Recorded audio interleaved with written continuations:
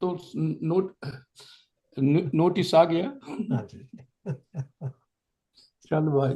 अच्छा, ठीक है। आज हम एक कहानी लेके चलते हैं, क्योंकि एक्चुअली मैं वो एक कहानी स्टडी कर रहा था। तो मैंने कहा चलो आज के लिए वही वही कर लेंगे। कहानी कौन सी है? ये है शंकराचार्य की कहानी। ब्यूटीफुल। ठीक है, सब्जेक्ट पसंद है। बहुत बढ़िया। उसका एक एक कॉन्टेक्स्ट है शंकराचार्य की कहानी का, वो मैं आपको बताऊंगा साथ में।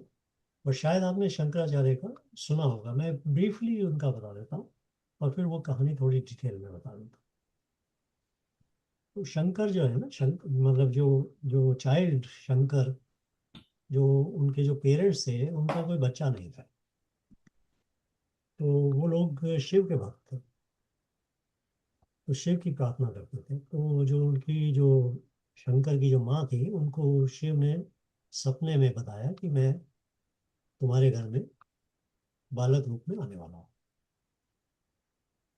उसके बाद में शंकर का जन्म हुआ। वो जो ये शंकर है, ये उनका नाम शंकर इसलिए रखा गया क्योंकि वो शिव के आशीर्वाद से पैदा हुए, ऐसा ऐसा माना है। शंकर जब 3 साल का था तो उसके पिता की मृत्यु हो गई। उसकी माँ जो थी वो शंकर को लेकर के अपने पेरेंट्स के, यानी मायका होता है ना, वहाँ चली गई, नर्मदा के किनारे में। शंकर जो था वो जैसे जैसे वो 3 साल 4 साल का होता गया, तो वो एक एक्स्ट्रा ऑर्डिनरी इंटेलिजेंस को शो करता था। जब वो 6 साल का हो गया, जो स्कूल में जाना जाना शुरू हो चुका था वो 5 साल से, तो जब 6 साल का हुआ तो स्कूल के टीचर ने उसकी माँ को बोला, इसको हम जितना पढ़ा सकते थे हमने पढ़ा दिया। यानी इतना वो इंटेलिजेंट था। फिर टीचर ने कहा मैं इससे ज़्यादा इसको पढ़ा नहीं सकता।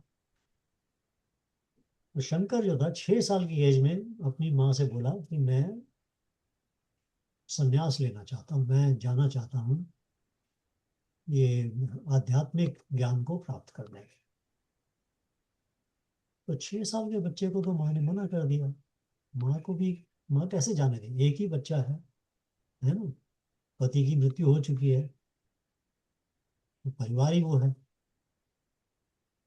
तो ये बीच बीच में बोलता रहता था और माँ उसको मना करती थी, और वो ये बोलता था कि परमिशन के बिना नहीं जान सकता आप। जब वो तकरीबन 8 साल का था तो एक दिन वो नदी में ऐसे ही नदी में छलांग लगा के नहा रहा था। माँ जो थी वो किनारे पे अपने काम कर रही थी। एक मगरमच्छ ने शंकर का पैर पकड़ लिया और उसको नदी में घसीट के ले जाने लगा। तो शंकर ने वहां से चिल्लाया और उसने कहा, अपनी माँ से बोला कि अब मेरा जो है लगता है कि मैं बचूंगा नहीं, ये मगरमच्छ जो है ये मुझे मार देगा। तो अब मरने से पहले कम से कम मुझे तो ये परमिशन दे दे कि भाई मैं संन्यास लेने के लिए जा सकता, ताकि जब मैं मरूं, अगले जन्म में जब मैं आऊंगा, तो मुझे ये परमिशन की आवश्यकता ना हो। तो माँ ने कहा अच्छा अच्छा, हाँ चला जाओ, कोई बात नहीं कोई बात नहीं, बचाओ बचाओ, इस तरह से उसने चिल्लाया। तो जो गांव के दो चार लोग और भी वहां थे, वो लाठियां ले गए, पानी में कूद गए और उन्होंने मगरमच्छ को मारा मुरा, और मगरमच्छ जो था वो शंकर को छोड़कर निकल गया। शंकर बाहर आ गया, मगर उसने कहा अब मुझे परमिशन मिल गई है, अब मैं जा रहा हूँ। तो 8 साल की उम्र में शंकर जो था वो हिंदुस्तान के, भारत के भ्रमण के लिए चला गया। जहाँ जहाँ उसको पता लगता था कि यहाँ यहाँ अध्यात्म की नॉलेज मिल सकती है, वो वहाँ वहाँ जाता था। तो उसकी ये जर्नी जो थी काफ़ी चली। आपको शायद मालूम होगा, शंकर ने छोटी उम्र के अंदर ही सारे भारत का भ्रमण किया हुआ। यप। जब वो तकरीबन 20s में आया, तब उसको अब मैं थोड़ा सा कट शॉर्ट कर रहा हूँ उसकी लाइफ में, तो उसको उसको पता लगा कि एक मंडन मिश्रा है, जिसके साथ में उसको जाके ज्ञान प्राप्त करना है और डिस्कशन करना है। उस समय तक जब वो 20s तक आया था, तब तक शंकर ने एक अपना अध्यात्म के बारे में एक विचार तय कर लिया, और वो उसी विचार को प्रमोट करता था या डिस्कस करता था। वो था विचार अद्वैत। उस समय के अंदर जो प्रचलन था, वो प्रचलन था जो शास्त्रों के अनुसार कर्म लिखे गए हैं उनको करना, और जो शास्त्रानुसार रिचुअल्स हैं उनको परफॉर्म करना। और ये एक मान्यता थी कि ये शास्त्रानुसार कर्म और शास्त्रानुसार कर्म कांड, ये करने से आपको भगवान की प्राप्ति होती। और शंकर का विचार था कि ब्रह्म और मैं, इन दोनों में सेपरेशन नहीं है, ये अलग नहीं है, तो ये एक ही है। मगर उस स्टेज को प्राप्त करने के लिए आपको काम करना है। बट फाइनली फंडामेंटल उसका ये था प्रिंसिपल कि ब्रह्म और सृष्टि एक ही है। और ये दोनों जो विचार हैं ये बड़े स्ट्रांग हैं। अगर आप इसको ध्यान से सोचें तो बहुत स्ट्रांग विचार हैं दोनों। तो मंडन मिश्रा उस समय में एक ज्ञानी माने जाते थे, जो पूर्व मीमांसा यानी वैदिक कर्मकांड और वैदिक कर्म, इनके वो ज्ञाता थे और इनको वो प्रमोट करते। तो शंकर वहां पहुंचे। तो उन्होंने जब शंकर को देखा तो उन्होंने देखा कि ये तो यंग लड़का है। वो तो उस वक्त काफी अधेड़ उम्र के थे। उन्होंने कहा कि ये यंग लड़के से मैं कैसे मतलब डिबेट कर सकता हूँ। और वो एक ये चीज भी याद रखने की है कि वो डिबेट जो होती थी वो ये नहीं होती थी कि भाई मैं ठीक हूँ या तुम ठीक हो। वो एक इंटेलेक्चुअल डिस्कशन होता था, स्कॉलरली डिस्कशन होता था, जिसके अंदर दोनों पार्टीज, जो भी दो पार्टीज होती थी, वो एक दूसरे से कुछ सीखने की कोशिश करती थी और अपने विचारों के अंदर कुछ न कुछ और डेप्थ लाने की कोशिश करती थी। तो इंग्लिश में तो डिबेट ही बोलते हैं उसको, बट वो एक डिबेट नहीं होती थी, वो एक वार्तालाप टाइप का होता था। क्योंकि उसका ऑब्जेक्टिव ये नहीं होता था कि मैं जीतूंगा या तुम जीतोगे, ऐसा नहीं होता। तो मंडन मिश्रा ने कहा कि भाई तुम बहुत यंग हो, तो मैं तुम्हारे साथ क्या, मेरा तो अनुभव बहुत है जीवन का, तुम्हारा अभी इतना अनुभव नहीं है, तो मैं तुम्हारे साथ में किस तरह से ये डिबेट कर सकता हूँ। तो शंकर ने उनको कहा कि भाई मैं एक विचार लेके आया हूँ और आपके पास आया हूँ, तो मुझे ये आपके साथ में बैठ के वार्तालाप तो करना ही है। मगर जो मेरे विचार हैं, जो आपके विचार हैं, उन दोनों के अंदर हमको बात करनी है। तो मंडन मिश्रा ने कहा कि अच्छा ऐसी बात है, तो मैं ऐसा करता हूँ, क्योंकि फाइनली किसी ना किसी का विचार जो है वो उच्च होगा, तो कोई ना कोई हमें रेफरी चाहिए जो ये डिसाइड कर सके कि विचार किसका उच्च है। तो उसने शंकर से बोला कि आप अपनी मर्जी से रेफरी चुनो, ताकि आपको ये ना लगे कि मैंने रेफरी चुना है और वो बायस्ड है। क्योंकि कई बार ऐसा होता है ना, दो बड़े विचार उच्च के होते हैं, मगर रेफरी कहता है कि ये वाला ज्यादा ऊंचा है, वो, और दूसरे को इस बात पे विश्वास नहीं होता कि भाई ऐसी विचार बात। तो शंकर से उसने कहा कि आप अपनी मर्जी से रेफरी चुनो। मंडन मिश्रा की धर्मपत्नी उभया भारती, वो भी उस समय में एक वाइज वुमेन मानी जाती थी। तो शंकर ने कहा कि मैं उभय भारती को रिक्वेस्ट किया कि आप इसके अंदर रेफरी बने। तो बंडन मिश्रा, शंकर और उभय भारती, इनकी बात शुरू हुई। तो उभय भारती ने कहा कि मैं कुछ कंडीशंस दूंगा आपको, रेफरी है ना, तो पहली मेरी कंडीशंस होंगी, रूल्स होंगे इसके, क्योंकि ये डिबेट होने वाली है। तो रूल ये है, नंबर 1, कि जो भी दोनों में से व्यक्ति जीतेगा, हारने वाला जो है उस जीतने वाले का शिष्य बने। तब दोनों के अंदर एक, देखो मेन फर्क क्या था, कि शंकर एक ब्रह्मचारी है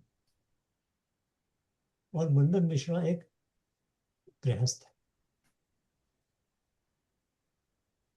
तो उन्होंने कहा कि अगर मंडन मिश्रा जीतेगा तो शंकर को ब्रह्मचर्य छोड़कर गृहस्थ बनना होगा, उसका शिष्य बनना होगा। और अगर शंकर जीतेगा तो मंडन मिश्रा को गृहस्थ छोड़ के संन्यास लेना होगा। तो पहली तो ये कंडीशन है, रूल है ये इसका। अगर ये एक्सेप्ट करते हो दोनों तो हम आगे बढ़े। हम दोनों ने कहा ठीक है।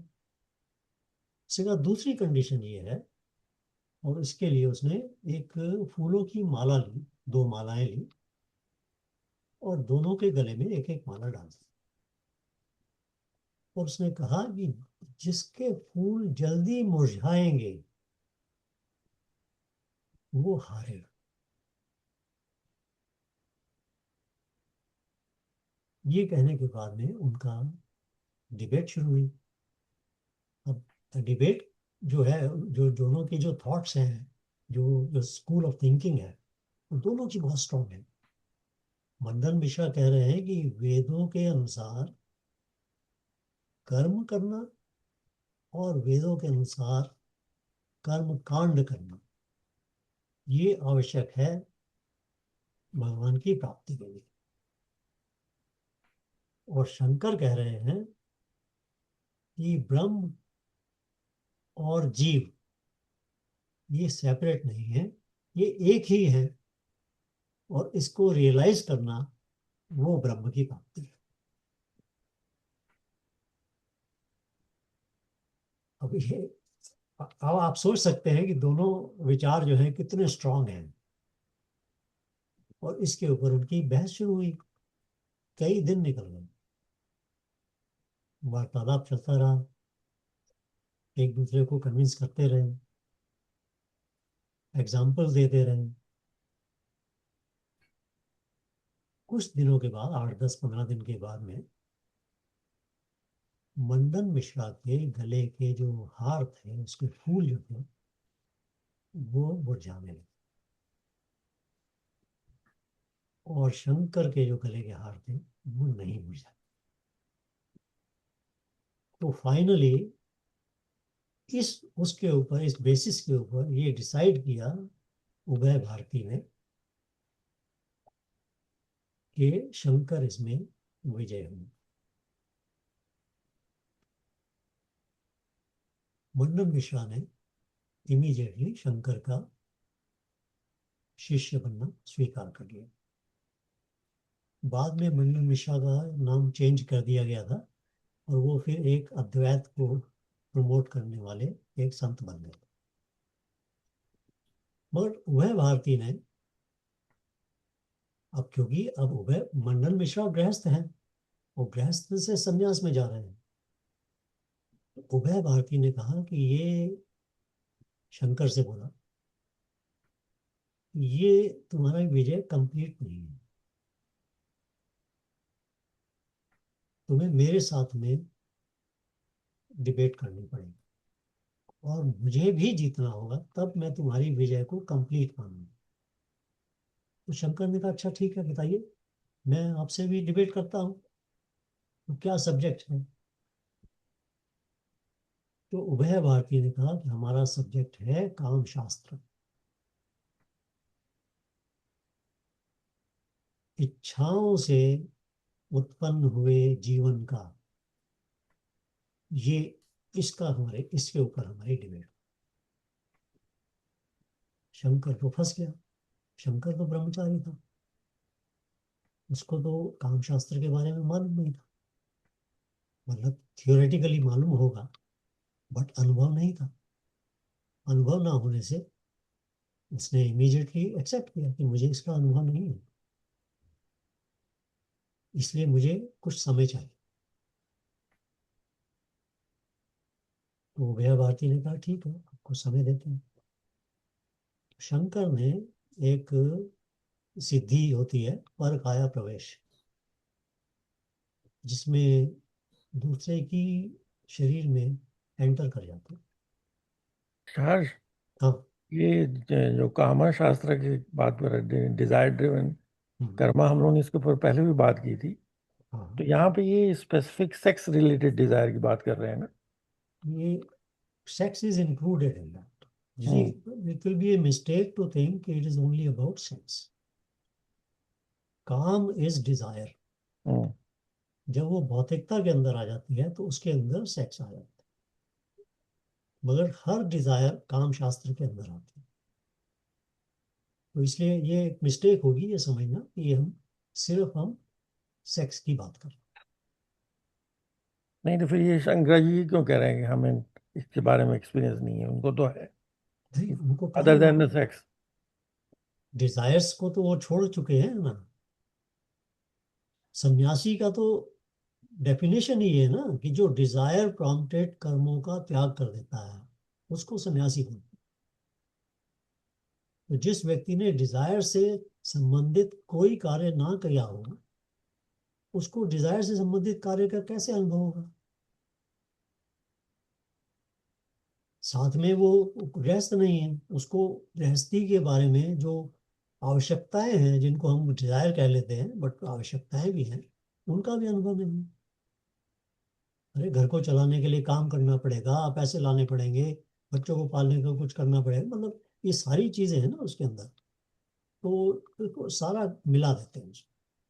हाँ, ये जरूर है कि हम लोग जनरली काम शास्त्र का मतलब ये सेक्स रिलेटेड ही समझते हैं। ठीक है। तो ओवरऑल शंकर ने कहा मेरा अनुभव नहीं है इसके अंदर, संसार के अंदर मेरा अनुभव नहीं है, सांसारिकता के अंदर मेरा अनुभव नहीं है, इसलिए मैं इसको लेना चाहता हूँ। तो शंकर ने, सो द स्टोरी गोज, एक राजा था कोई जिसकी इमीडिएट डेथ हुई, और शंकर ने पर काया प्रवेश सिद्धि के को यूज करके उस राजा के शरीर में प्रवेश किया। और उसके बाद उस राजा के प्रवेश करने के बाद उस राजा के तरह से वो तकरीबन साल भर रहा या कुछ समय तक रहा, और उसके अंदर उसने सांसारिकता का अनुभव, सांसारिकता का अनुभव करने के बाद में शंकर ने फिर से वो छोड़ा और वापस उभय भारती के पास गया ताकि वो उसके साथ डिबेट कर सके।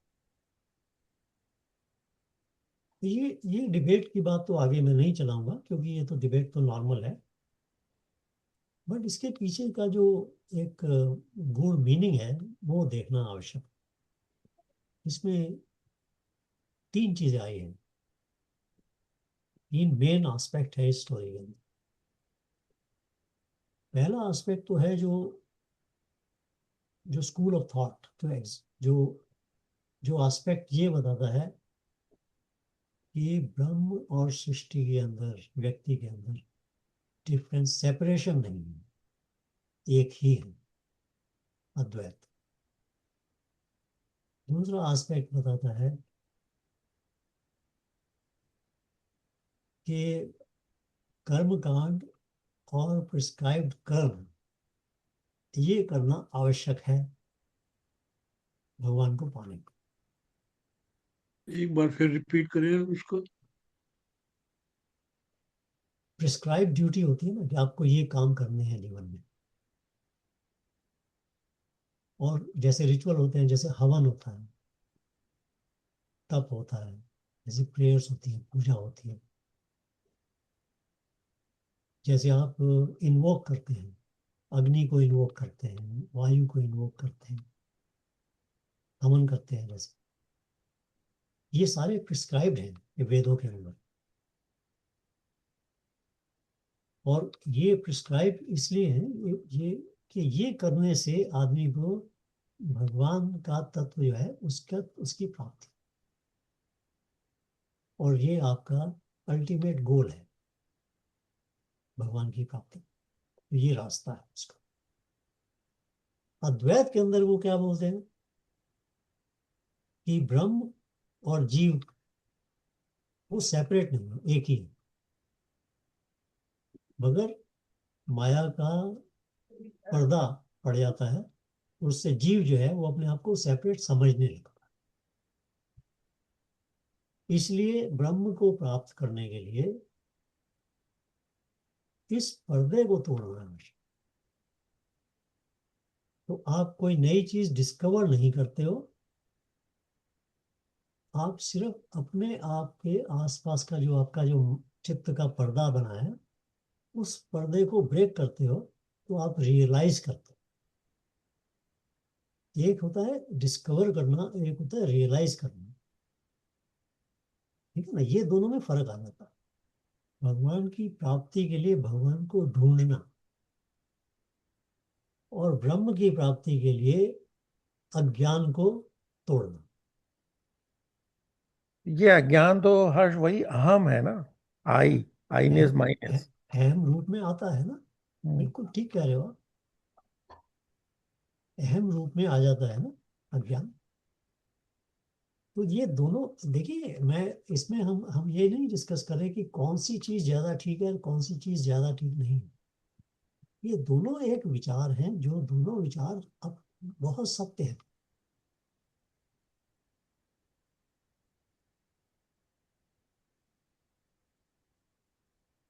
चिंतन करने का विषय है ना। हम लोग कई बार हम पिछले कई समय से जब हम लोग कई बार डिस्कस करते हैं तो कई बार ऐसे लगता है कि भाई ये ठीक है या कि ये ठीक है या कैसे है। बट अब आप इसको एक ध्यान से सोचिए, अद्वैत और द्वैत का फर्क ये है। अद्वैत के अंदर, जैसा मैंने कहा, फिर से रिपीट करता हूं, जीवात्मा और परमात्मा के अंदर सेपरेशन नहीं है। सेपरेशन, हम ये नहीं कह रहे डिफरेंस नहीं है, सेपरेशन नहीं है। सेपरेशन एक माया से क्रिएट हुआ है, इल्यूजन है सेपरेशन। उस इल्यूजन को जैसे ही तोड़ते हैं वो सेपरेशन खत्म है। द्वैत के अंदर भगवान को प्राप्त करने का रास्ता है। उस रास्ते में भक्ति भी आती है और कर्म कांड भी आता है और कर्म योग भी आता है।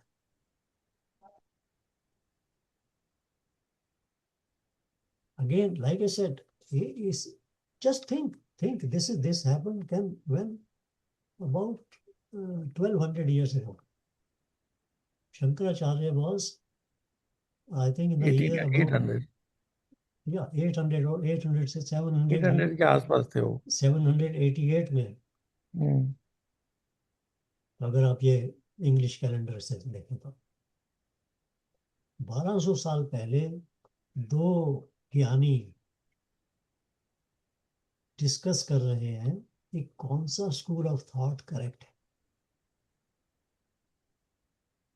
एंड आई डोंट थिंक कि आज के डेट के अंदर भी ऐसे ज्ञानी होंगे जो कहें कि ये वाला करेक्ट है या ये वाला करेक्ट है। दोनों ही करेक्ट हैं कॉन्टेक्स्ट के हिसाब से।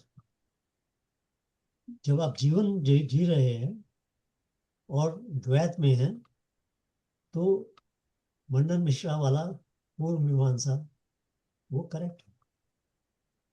और जब आप अध्यात्म के अंदर जा रहे हैं, अद्वैत की तरफ जा रहे हैं, तो शंकर वाला वो करेक्ट है। वो दोनों ही करेक्ट है। But I just wanted to present this to you कि कितनी डेप्थ थी इन इन विचारों के अंदर। तो ये हुआ पहला factor. And like I said, में हम लोग ये नहीं डिसाइड करने वाले हैं कि कौन सी बात ठीक है कौन सी गलत है। दोनों ही बातें बहुत डीप हैं और बहुत करेक्ट। थोड़ा हर्ष इस पे थोड़ा और एलिब्रेट करो, क्योंकि this is more related to our current life, This is क्योंकि हम लोग द्वैत में related ही काम to कर रहे हैं ना। everybody's life at all times in the history of humankind and हाँ, in the future of humankind. This will remain true. That's why this द्वैत is में ही called. रहेंगे हम। That's why you are discussing Sanatana Dharma, na? This will remain true. It was true at the beginning of the Srishti and it will remain true until the end of Srishti.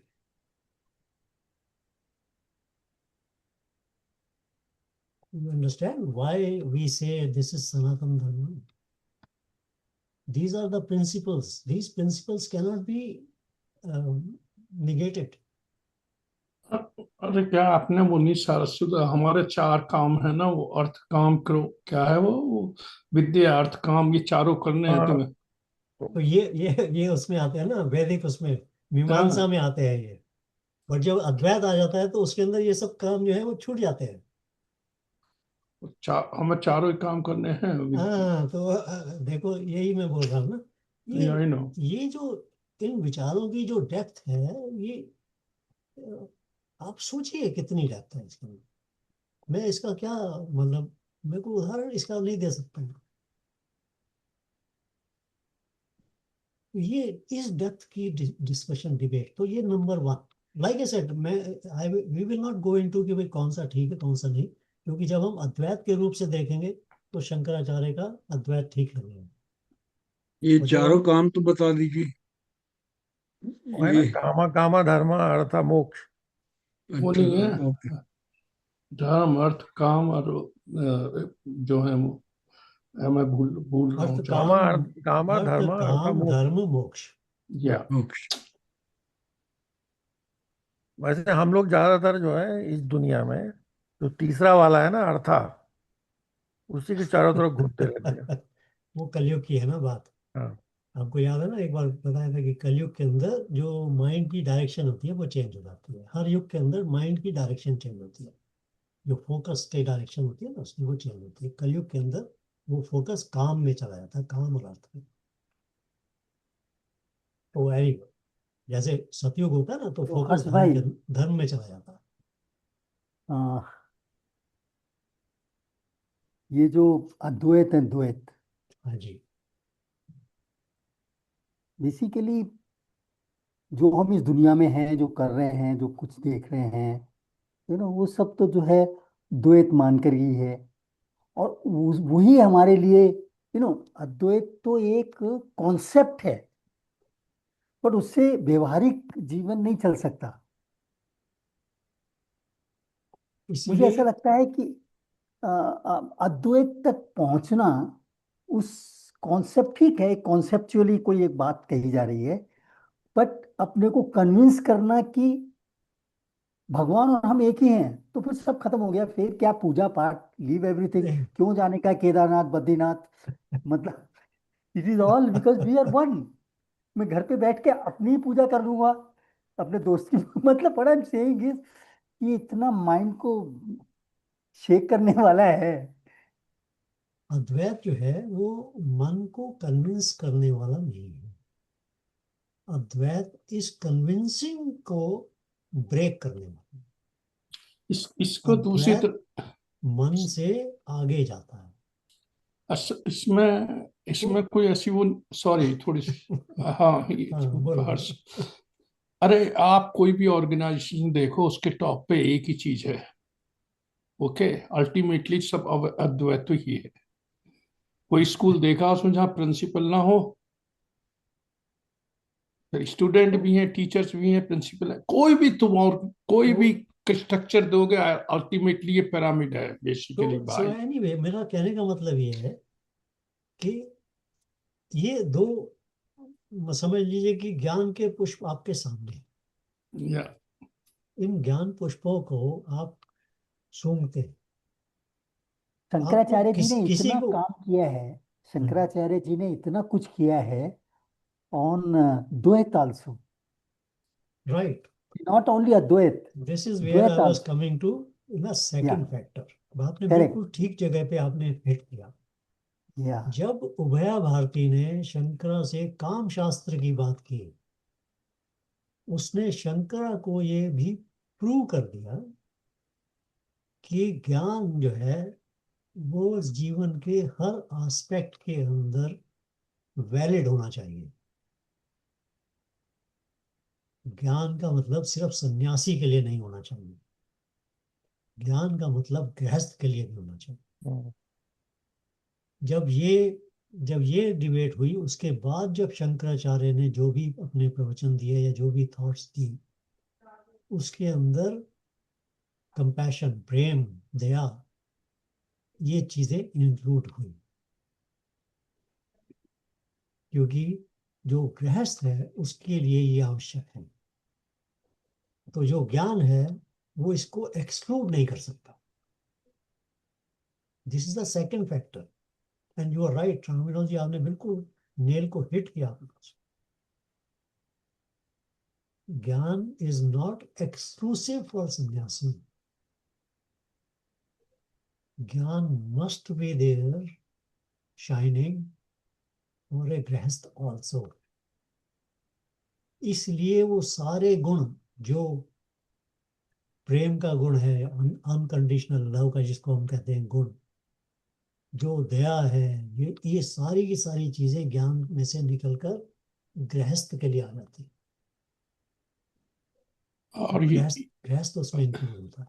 और only this नहीं, स्वामी दयानंद इसको 3 stage में करते हैं। तो द्वैत पे ही चीजें नहीं रुकी हैं।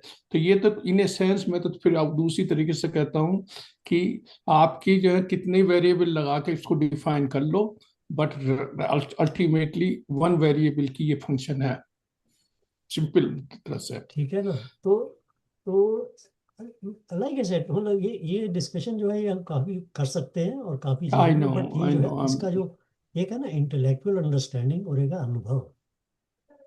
शंकराचार्य ने उभय भारती को बोला, मुझे अनुभव नहीं है, मैं वापिस आऊंगा। इसमें कोई ईगो नहीं थी। उसमें ऐसा नहीं था कि भाई मैंने दुनिया में देखा नहीं है लोगों को। दुनिया में घूम रहे हैं, गृहस्थ दिख रहे हैं उन्हें, गृहस्थों का काम भी चल रहा है। सिर्फ उस बेसिस के ऊपर वो अपने विचार व्यक्त करने के लिए तैयार नहीं, उन्हें अनुभव नहीं। तो दूसरा फैक्टर है कि जो ज्ञान है, परम ज्ञान जिसको हम बोलते हैं, वो एक्सक्लूसिव नहीं होता, नहीं हो सकता। वो सन्यासी के लिए भी होगा तो गृहस्थ के लिए भी होगा।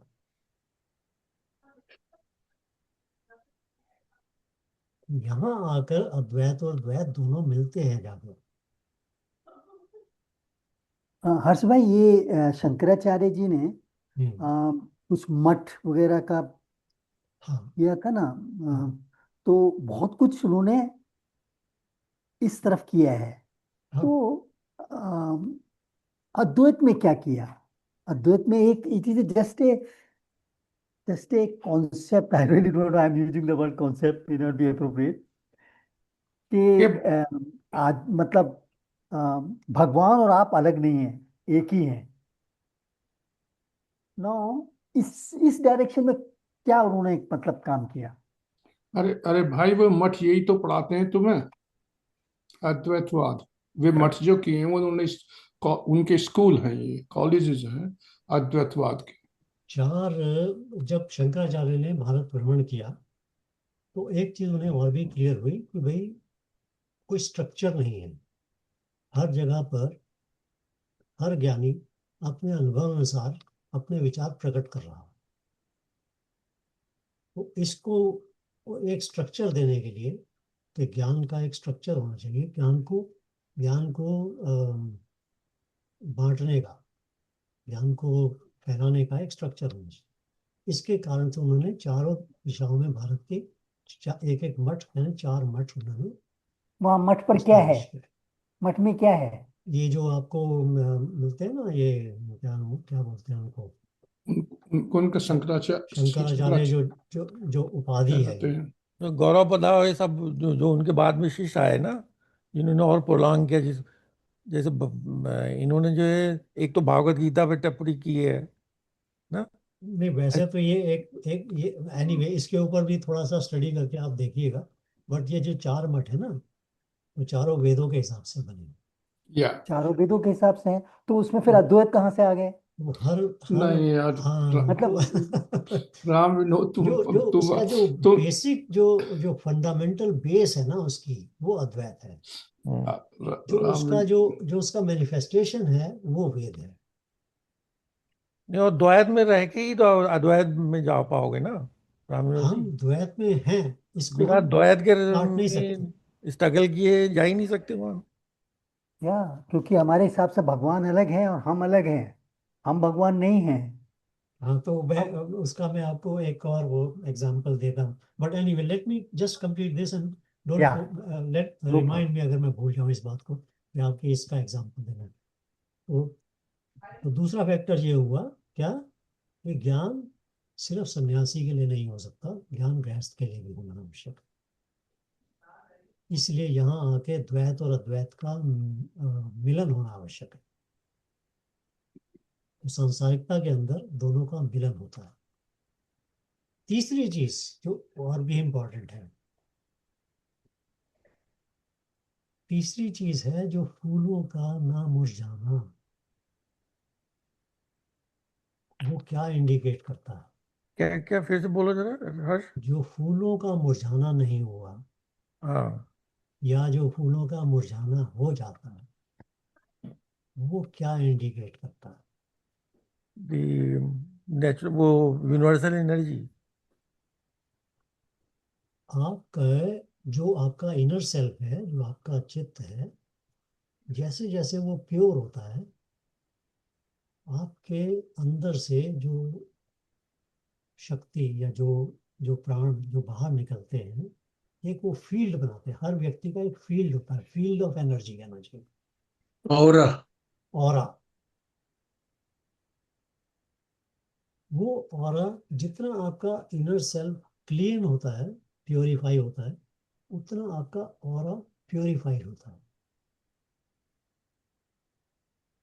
और जितना प्योरीफाइड ऑरा आपका होता है, उतना आपके सराउंडिंग को उसका लाभ मिलता है। एक प्योर ऑरा एक फूल को मुरझाने से डिले कर सकता है। एक इम्प्योर ऑरा एक फूल को इमीडिएटली डिस्ट्रॉय कर सकता है।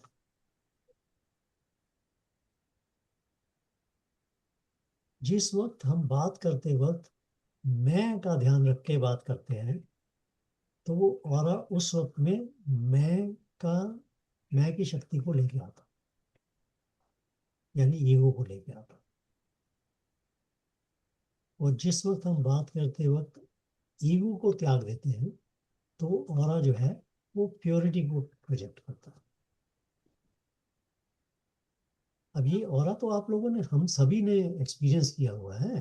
कहीं जाते हैं, किसी से मिलते हैं, हमें कई बार कुछ अच्छा नहीं लगता उसके साथ बात करना। और कहीं हम दूसरी जगह जाते हैं, कोई संत महात्मा बैठे होते हैं, उनके पास हम जाके बैठ जाते हैं, हमें शांति मिलनी शुरू हो जाती है। वो बात नहीं करते फिर भी। ऐसा तो बहुत लोगों ने अनुभव किया ना, गुरु के पास जाते हैं, दिल में हजार सवाल होते हैं, वहां जाते हैं सवाल ही आदमी आते हैं, मन इतना शांत हो जाता है कि सवाल खत्म हो जाता है। वो जो ऑरा है ये हम लोगों ने अनुभव किया हुआ है, हम लोग सभी लोग अनुभव करते हैं। डायनामिक होता है, चेंज होता है, मोमेंट टू मोमेंट चेंज होता है। जैसे जैसे आपके विचार अंदर आते हैं वैसे वैसे चेंज होता है। जो जो ज्ञानी, जो रियलाइज सोल हो जाते हैं, जिनके विचारों के अंदर जिसे कहते हैं ना कि इम्प्योरिटी नहीं रह जाती है, उनका ऑरा काफी स्टेबल है और काफी एक्सपैंड भी है। यानी जो जो ब्रह्म की शक्ति है वो उनके थ्रू क्लीनली प्रोजेक्ट होती है। बाकी हम लोगों का ना जो चित्त होता है वो एक फिल्टर की तरह काम करता है। जैसे बल्ब है और उसके बल्ब के ऊपर अगर आपने ब्लू रंग कर दिया है या येलो रंग कर दिया है, तो उसका जो शीशा है वो तो येलो कर दिया है, वो बाहर लाइट जो है वो येलो आ रही है, बट अंदर फिलामेंट तो है वो तो सेम है तब का।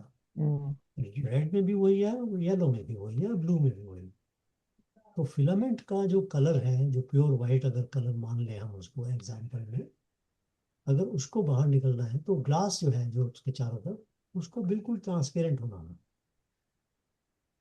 तो ये जो ग्लास है जिसके ऊपर जो कलर है, ये हमारे चित्त का कलर होता है।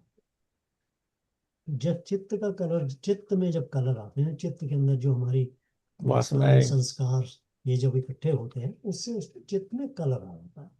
और ये चित्त का कलर हर व्यक्ति का एक इंडिविजुअल होता है, यूनिक होता है, उसके अपने अंदर चित्त की जो कंस्ट्रक्शन है उसके हिसाब से होता है। इसलिए एक तो अशोक वो का जो है दुनिया, वो वायलेट है इसका। हाँ, एक तरफ वो दुनिया को भी उस फिल्टर में से देखता है, और दूसरा क्या होता है, उसका जो जो उसकी जो लाइट है, जो फिलामेंट की लाइट जो है, वो उस कलर से ही होके बाहर निकलती है।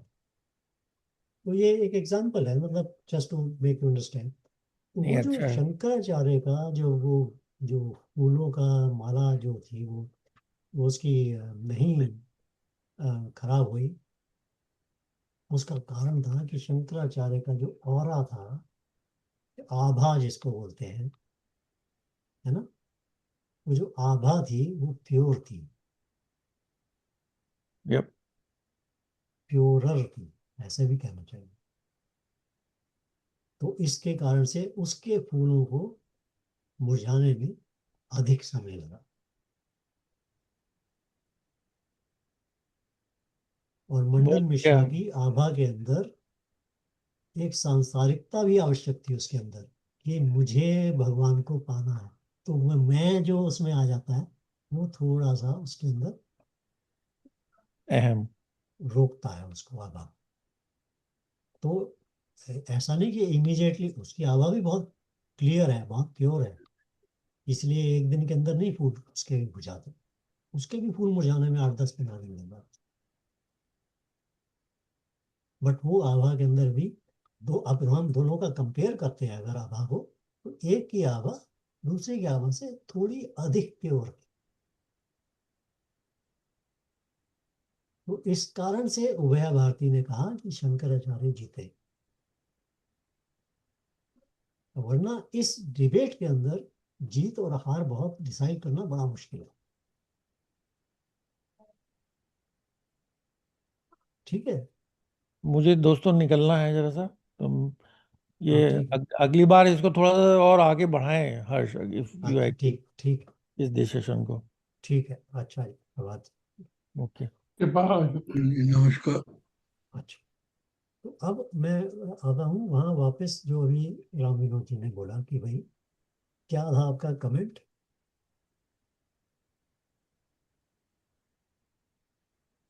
भूल गए। कि मैं अलग नहीं हूँ या अलग हूँ, ऐसे हाँ, द्वैत अनद्वैत का। दो है तो है।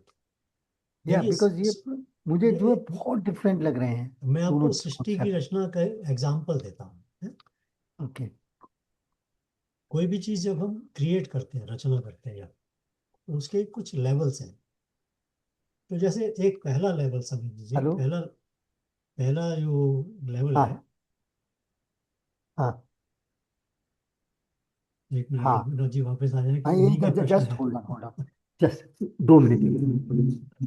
अभी देखिए, वो रिमोट जो लिया, गुलाटी जी भी गायब हो तो गए। वो डंबल था और एक उसके साथ चार्जर था। गुलाटी जी भी चले गए। हाँ, पता नहीं कैसे वो कट गया उनका। दिखाई तो देने रहे इस पे। इसमें लगाने का था, इसी के साथ या नहीं, ये रिमोट हर्ष, रिमोट। ठीक। हाँ जी, तो रामविनोद जी, मैं ये कह रहा था कि जो जो क्रिएशन है ना, उसके कुछ एग्जाम्पल मैं देता हूँ। एक कुम्हार होता है जो मिट्टी को लेकर उसको डिफरेंट शेप देता है। तो वो मिट्टी लेता है, उसमें से वो कुल्हड़ बना देता है, कप बना, सुराही बना देता है, डिफरेंट शेप्स दे देता है। तो वो एक शेप को क्रिएट करता है। मगर कुम्हार और कुल्हड़ और मिट्टी अलग अलग। मिट्टी और कुल्हड़ तो एक ही है, शेप डिफरेंट है, बट कुम्हार और मिट्टी अलग अलग है।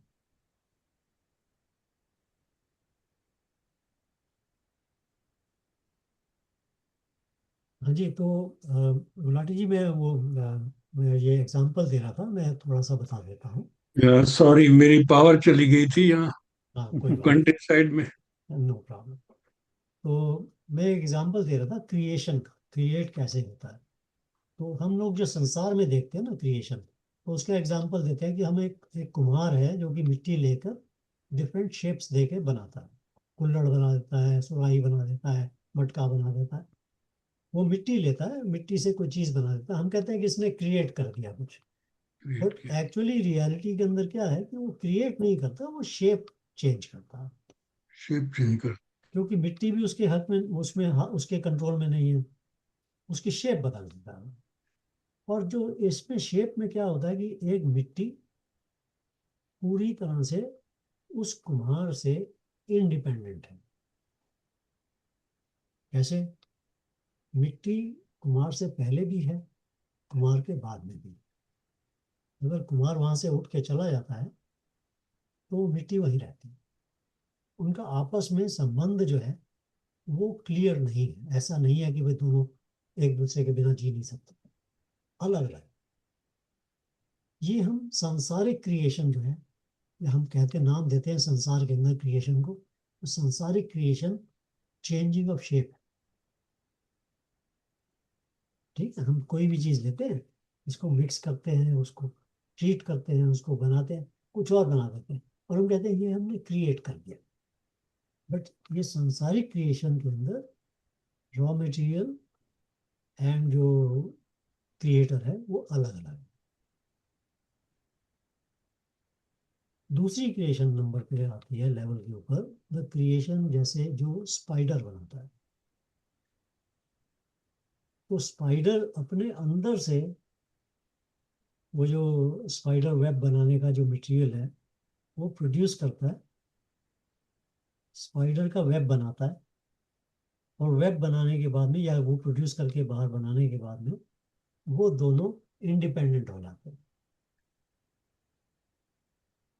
तो रॉ मटेरियल तो उसके अंदर से आया, मगर एक बार वेब बनने के बाद में वेब जो है वो स्पाइडर के बिना इंडिपेंडेंटली एग्जिस्ट कर सकता है, और जो स्पाइडर है वो उस वेब के बिना इंडिपेंडेंटली एग्जिस्ट कर सकता है। This is the second level of creation. Then there is a third level of creation, जो आप स्वप्न क्रिएट करते हैं। स्वप्न क्रिएट करने वाला और स्वप्न, इन दोनों के अंदर एक घना संबंध है। ये दोनों एक दूसरे के बिना एग्जिस्ट नहीं कर सकते। स्वप्न जो है वो स्वप्न को क्रिएट करने वाले के बिना एग्जिस्ट नहीं कर सकता।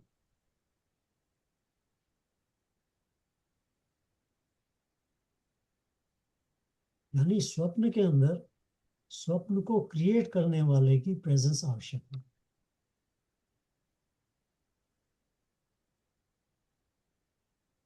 ठीक है कि नहीं बात? इनकी इंडिपेंडेंट एग्जिस्टेंस नहीं है। हाँ, ये हम कह सकते हैं कि स्वप्न क्रिएट करने वाला बिना स्वप्न के एग्जिस्ट कर सकता है, मगर स्वप्न जो है वो नहीं एग्जिस्ट कर सकता बिना स्वप्न क्रिएट करने वाले के।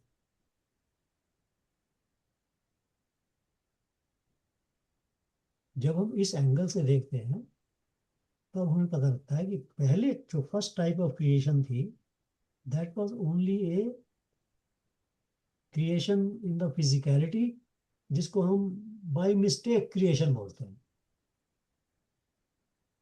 सेकेंड टाइप ऑफ क्रिएशन जो स्पाइडर वाली है, बहुत सारे बिलीफ सिस्टम इस क्रिएशन पे विश्वास करते हैं। भगवान ने बनाया और उसके बाद अलग छोड़ दिया है। तो वो ये तो मानते हैं कि भगवान ने बनाया, रॉ मटेरियल भगवान ने क्रिएट किया, बट उसके बाद उसको अलग छोड़ दिया, उसकी इंडिपेंडेंट एग्जिस्टेंस हो गई। और जो और गूढ़ जले जाते हैं वो तीसरी उसमें चाहते हैं, और इसीलिए वो कहते हैं ये इस माया जो सृष्टि है ये स्वप्न के समान है। ये उस क्रिएटर के बिना एग्जिस्ट नहीं कर सकती।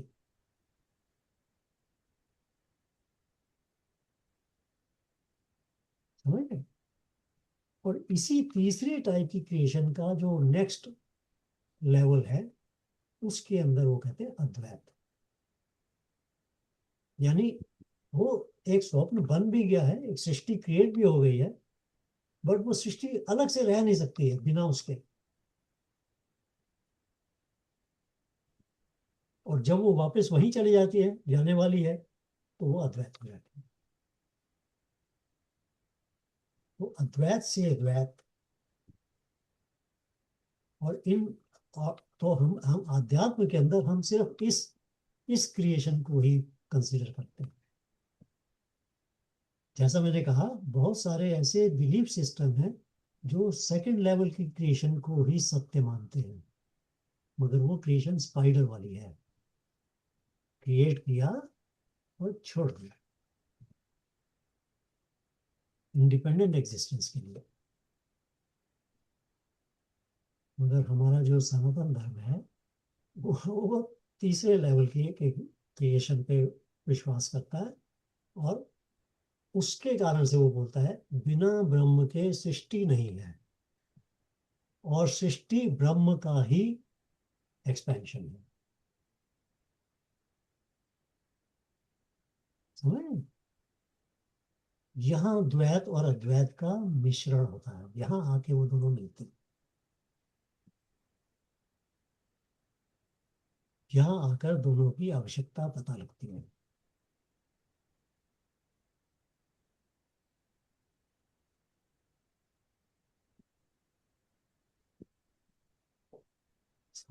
ये एग्जांपल मैं सिर्फ आपको इसलिए देना चाहता था कि जस्ट क्लैरिटी हो कि हम ये सेपरेशन की जो बात करते हैं और जो नॉन सेपरेशन की जो बात करते हैं वो कैसे क्लियर हो। इसीलिए हमारे शास्त्रों में माया बोली जाती है, इसीलिए उसको बोला जाता है कि स्वप्न की तरह से है, इसका रियल एग्जिस्टेंस नहीं है। इसीलिए बोला जाता है कि ये बिना ब्रह्म के एग्जिस्ट नहीं कर सकती।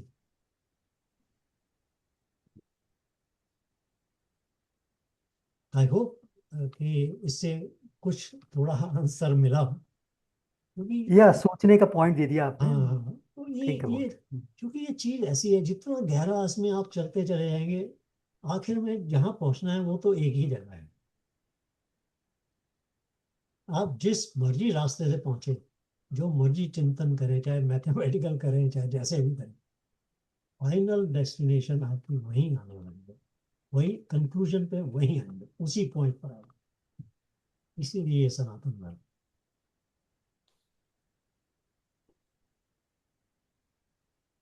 इसके अंदर आप स्वप्न डिफरेंट कर सकते हैं, स्वप्न की क्वालिटी डिफरेंट कर सकते हैं, इसलिए डिफरेंट तरीके से आप उसको एक्सप्लेन कर सकते हैं। मगर स्वप्न को क्रिएट करने वाले को आप डिफरेंट नहीं कर सकते, वो वही रहता है। इसलिए आखिर में ब्रह्म तक हमें जाना ही पड़ता है।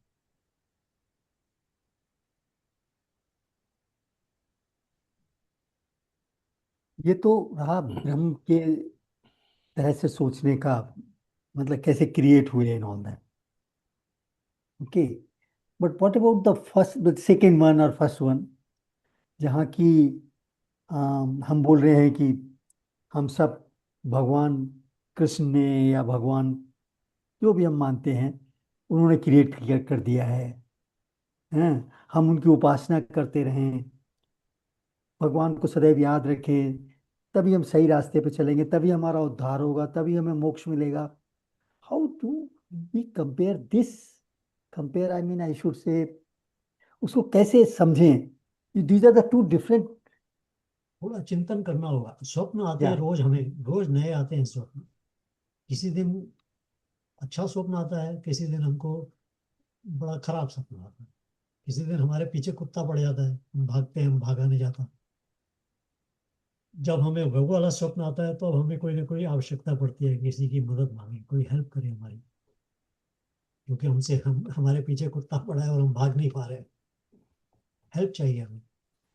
तो फिर हमें स्वप्न को क्रिएट करने वाले की याद आती है कि अरे भाई, ये स्वप्न जो क्रिएट किया मेरे लिए, इसके अंदर मेरे को कम से कम भागने की शक्ति तो दे दे, करेक्ट। या कुत्ते को हटा दे।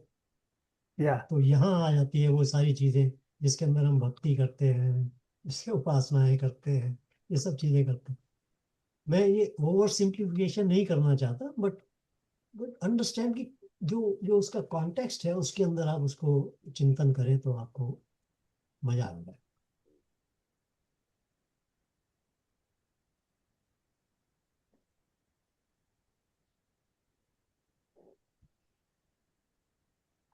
Okay, so I suppose that's it. हाँ, मैं रिकॉर्डिंग रोकता हूँ। रिकॉर्डिंग तो रुक गई थी शायद। नहीं, वो बीच में पॉज किया था ना, तो दोबारा अच्छा शुरू अच्छा कर दिया था।